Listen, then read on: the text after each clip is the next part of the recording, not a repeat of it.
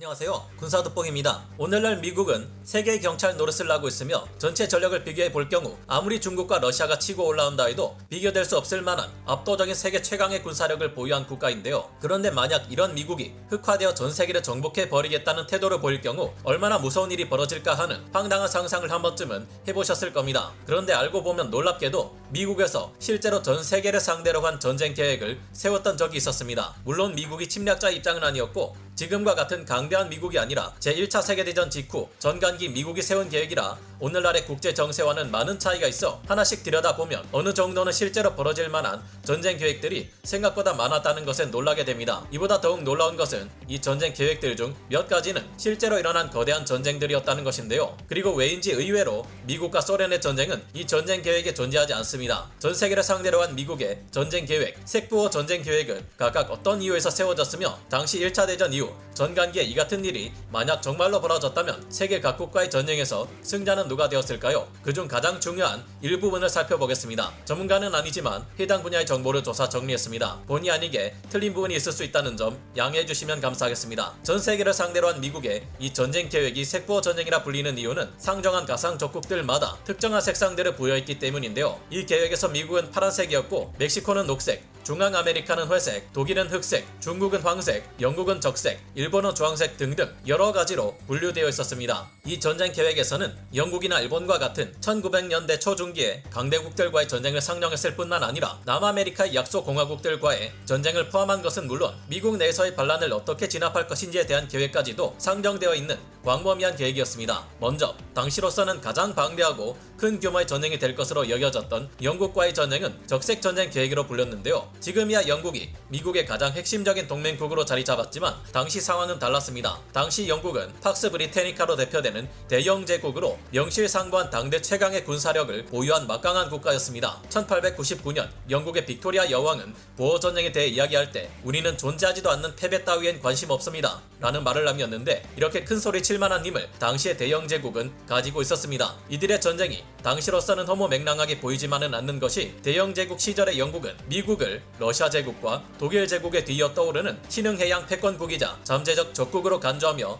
견제하기 위한 시도를 다양하게 했기 때문인데요. 당시 대영 제국이란 지금의 영국과는 달리 15세기부터 20세기인 1997년까지 존속했던 영국의 여러 식민 제국을 말하는 것이기에 대영 제국 때 미국의 전쟁 계획은 여러 가지 계획으로 세분화되어 있습니다. 영국 본토를 대상으로 하는 적색 계획 외에도 캐나다와의 전쟁 계획인 진홍 계획, 오스트레일리아와의 전쟁 계획인 주홍 계획, 뉴질랜드와의 전쟁 계획인 성류석 계획, 인도와의 전쟁 계획인 루비 계획, 아일랜드와의 전쟁 계획인 에메랄드 계획이 있었으며 아이슬란드 또한 큰 범죄에서 볼 때 적색 계획 안에 있었습니다. 이곳들은 영국 본토를 미국이 공격할 경우 반드시 장악해야만 하는 곳들이었는데요. 미국은 영국이 캐나다를 통해 공격해 올 것이라 예상했고 이에 맞춰 전쟁 계획을 세웠습니다. 우선 미국은 캐나다를 침공해 영국이 캐나다를 미국 본토 공격에 교두보로 삼지 못하게 저지하려 했습니다. 그 중에서도 대서양 방면에 있는 노바스코샤와 영국 직할령인 헬리팩스, 태평양 방면에 있는 밴쿠버를 최우선 목표로 삼아 공격, 점령 후 봉사한다는 계획을 세웠는데요. 이렇게 캐나다를 영국과 격리시켜버린 다음 미국과 캐나다의 국경지대를 몇 개의 구역으로 나누고 이 방면들의 공세를 감행해 많은 인구가 모여있는 지역들을 모두 장악한다는 것이 당시 미국의 계획이었습니다. 이 계획을 수립한 자들은 캐나다만 굴복시켜도 영국이 협상을 요청할 것이라 생각했지만 영국의 생각은 달랐습니다. 영국은 미국과 전쟁을 할 경우 캐나다를 잃는 것을 막을 수 없지만 그 정도는 감당할 수 있다 생각했는데요. 하지만 이들이 진짜 우려했던 것은 전시체제에서 미국이 엄청난 생산력으로 해군의 규모를 압도적으로 늘려 영국의 대서양 무역로를 차단해버리는 것이었습니다. 대영 제국은 여러 식민지에서 들어오는 물자의 많은 부분을 의존하고 있었던 데다 당시 인구가 4,700만 명 규모라 1억 2천만 명에 달했던 미국 인구에서 나오는 지상군 규모를 당해내기 어려울 것으로 보였습니다. 미국은 대영 제국과 전면전을 벌일 경우 영국 함대와 결전을 벌이지 않고 북대서양의 대영 제국의 배들이 오갈 수 없도록 해상을 봉쇄한 상태에서 캐나다와 영국 간 물자가 오갈 수 없도록 차단하면서 강력했던 당시 영국 함대를 상대할 기회를 엿보려 했는데요. 영국 해군 함대를 물리칠 경우 이후 아이슬란드 혹은 아소르스 제도를 장악하고 영국 본토로 직접 공격해 최종적으로 승리하는 것이 계획이었습니다. 그 다음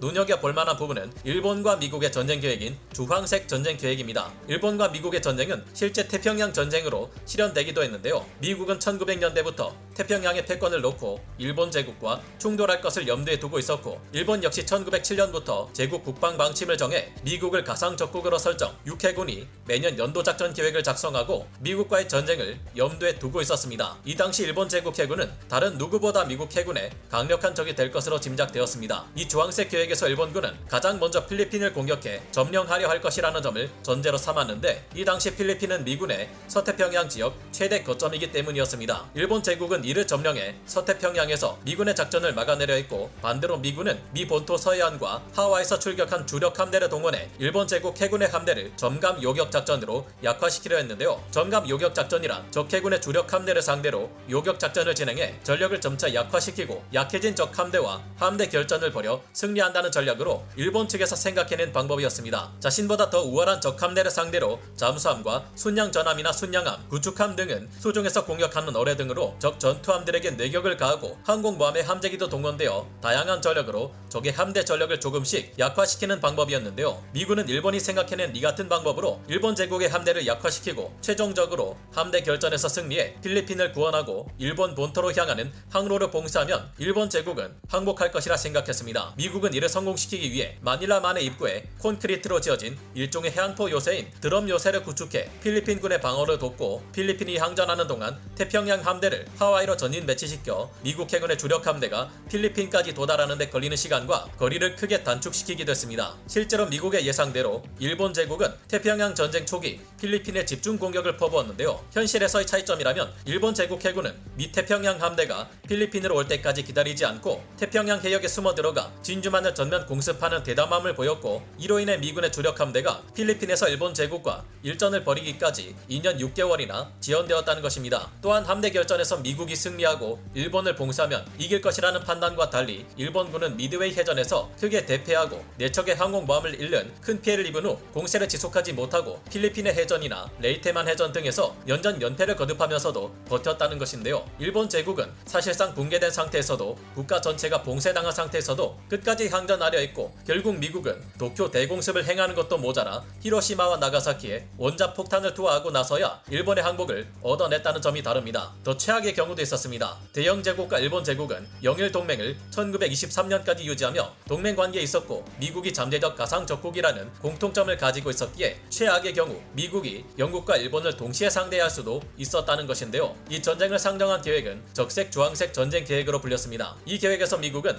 당대 최강의 해군력을 지니고 있던 영국과 일본을 동시에 상대하기는 어렵다고 판단해 일본 제국을 상대하는 태평양 전선에서는 방어전을 수행하며 버티고, 영국을 상대하는 대서양 전선에는 군사력 및 자원을 집중시켜 전쟁에서 이탈시키기로 했는데요. 이 계획은 이후 영일 동맹이 파기되어 버리고 일본과 영국이 적대 관계가 되며 실현되지 않았습니다. 그러나 미국은 제2차 세계대전 당시 이 계획의 지침대로 대서양과 유럽 방면에 공격을 집중시켰는데, 계획과 달리 독일 제국이 일본의 동맹이자 가장 큰 미국과 소련의 적이 되었기 때문인데요. 2차 대전에서는 독일이 영국 해군에게 크게 밀렸고, 덕분에 여유가 생긴 미 해군은 일본 해군을 상대하는데 집중할 수 있었습니다. 당연히 실제 2차 세계대전 당시 가장 큰 연합군의 적이었던 독일과의 전쟁 계획도 상정되어 있었습니다. 이 계획은 흑색 전쟁 계획으로 불렸는데요. 이 시나리오는 독일 제국의 해군력이 대영 제국에 이어 세계 2위 수준이었던 1900년대 초부터 준비된 것입니다. 이 계획은 독일 제국이 영국은 일단 배제하고 프랑스를 침공해 프랑스령 서인도 제도와 카리브해 통제권을 가져간 다음 이들 지역을 거점으로 북아메리카와 남아메리카 대륙을 단절시켜 미국의 중남미 영향력을 차단해버릴 것이라 가정했습니다. 이후 독일 제국은 미국 본토를 침공하거나 남부 지역 혹은 동부 지역을 공격할 것이라 예상했는데요. 미국은 이 계획에서 독일이 나서기 전에 먼저 나서 프랑스령 서인도 제도와 카리브해 통제권을 먼저 가져가 유리한 위치를 점하려 했습니다. 혹은 독일 제국이 이들 지역을 먼저 점령할 경우 군사력을 동원해 이들을 탈환하는 것에 초점을 두었는데요. 그러나 이 시나리오는 1차 대전이 종식되고 스케퍼플로 독일 대양 함대 자침 사건이 일어나는 바람에 사라지게 됩니다. 스케퍼플로 독일 대양 함대 자침 사건이란 제1차 세계대전에서 패전국이 된 독일 제국의 대양 함대가 1919년 6월 21일 프랑스나 영국에게 자신들의 전투함대를 모두 빼앗기느니 차라리 차라리 스스로 자침시켜버린 것인데요. 이외에도 미국은 1900년대 초에서 중기까지는 강대국이라 보기 어려웠던 중국과의 황색 전쟁 계획을 포함해 황당할 정도로 많은 약소국들과의 전쟁 계획까지도 수립해 고개를 갸우뚱하게 만들기도 했습니다. 이런 점을 보면 한편으로는 미국은 걱정이 너무 많은 게 아닌가 하는 생각도 들지만 만약의 사태를 대비해 항상 국가의 방위안보 태세를 공고히 하는 것만큼은 반드시 우리도 갖춰야 할 부분이 아닐까 생각해 봅니다. 오늘 군사 돋보기 여기서 마치고요. 다음 시간에 다시 돌아오겠습니다. 감사합니다. 영상을 재밌게 보셨다면 구독, 좋아요, 알림 설정 부탁드리겠습니다.